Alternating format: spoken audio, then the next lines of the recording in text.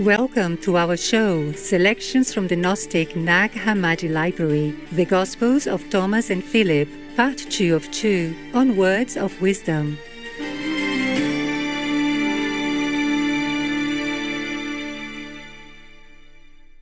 The Hammadi library is a collection of early Christian and Gnostic manuscripts, also called codices, which were discovered in 1945 near the Egyptian town of Hammadi.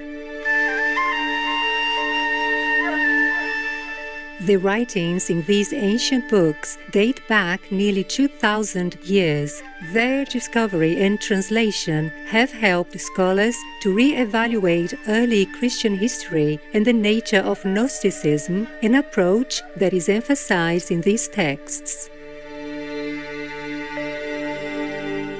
Gnostics believe that a divine spark exists within each person, through which a direct experience of God can be achieved. Today, the Hammadi manuscript collection is housed in the Coptic Museum in Cairo, Egypt.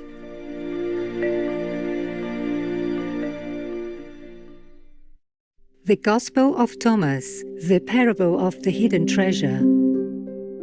Jesus said, "The kingdom can be compared to someone who had a treasure hidden in their field. They didn't know about it. After they died, they left it to their son. The son didn't know it either. He took the field and sold it. The buyer plowed the field, found the treasure, and began to loan money at interest to whomever they wanted."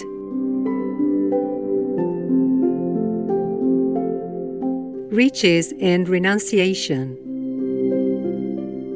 Jesus said, "Whoever has found the world and become rich should renounce the world."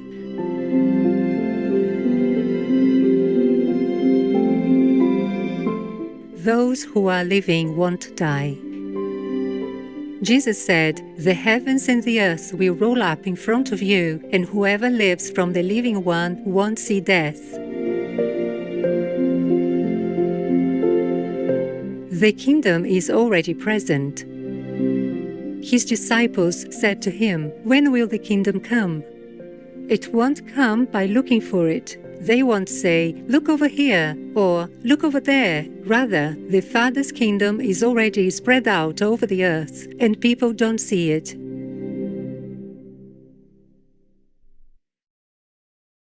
The Gospel of Philip: life, death, light, and darkness. Those who sow in the winter reap in the summer. The winter is the world, the summer the other age. Let's sow in the world so that we may reap in the summer. Christ came to buy some, but to save others, and to redeem yet others. He bought those who were strangers, made them his own, and set them apart as a pledge as he wanted to. It wasn't just when he appeared that he laid down his life when he wanted to. But since the day the world came into being, he laid down his life when he wanted to. Then he came first to take it, since it had been pledged. It was dominated by the robbers that had captured it, but he saved it, and those who were good in the world he redeemed.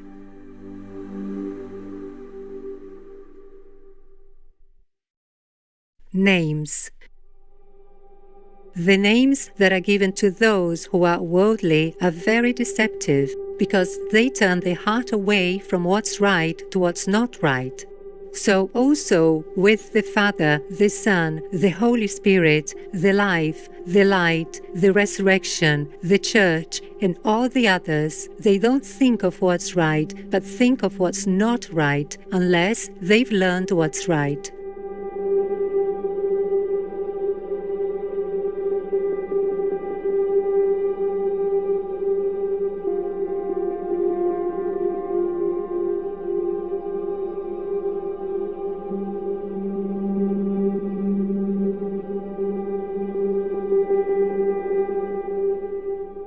There is one name that isn't uttered in the world, the name which the Father gave to the Son. It's exalted over everything. It's the Father's name, because the Son wouldn't have become Father unless he had taken the name of the Father. Those who have this name know it, but don't say it, and those who don't have it don't know it. But truth brought names into the world for us because it's impossible for us to learn it, truth, without these names. There is only one truth, but it's many things for us to teach this one thing in love through many things. The rulers. The rulers wanted to deceive humanity because they, the rulers, saw that they, humanity, had a kingship with those that are truly good. They took the name of those that are good and gave it to those that aren't good, to deceive them, humanity, by the names and bind them to those that aren't good. And then, what a favor they do for them! They take them from those that aren't good and place them among those that are good. They knew what they were doing because they wanted to take those who were free and place them in slavery forever.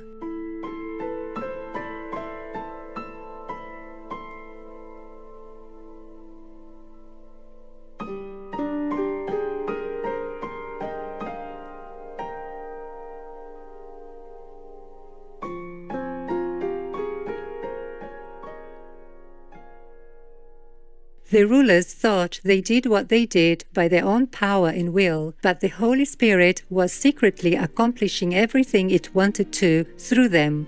Truth, which has existed from the beginning, is sown everywhere, and many see it being sown, but few see it being reaped.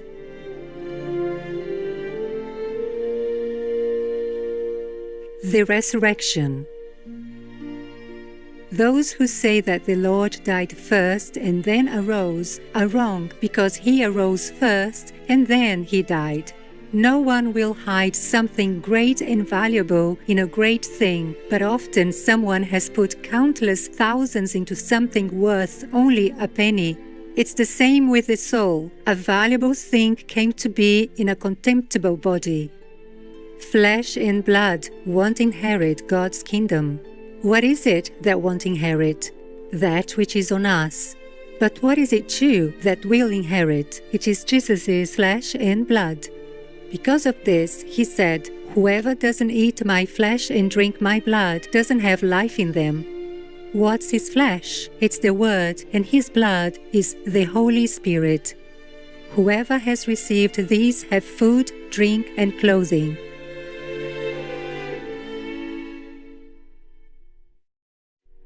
Seeing Jesus. Jesus took all of them by stealth because he didn't appear as he was, but he appeared as they'd be able to see him. He appeared to them in all these ways. He appeared to the great as great. He appeared to the small as small. He appeared to the angels as an angel and to humans as a human.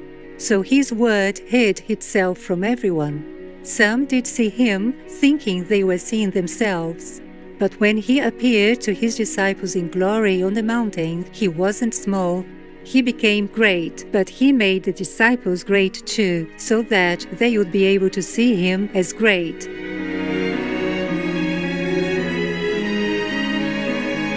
He said on that day in the Eucharist, "You who've united the perfect light with the Holy Spirit, unite the angels with us too, with the images. Don't despise the lamp, because without him it's impossible to see the door."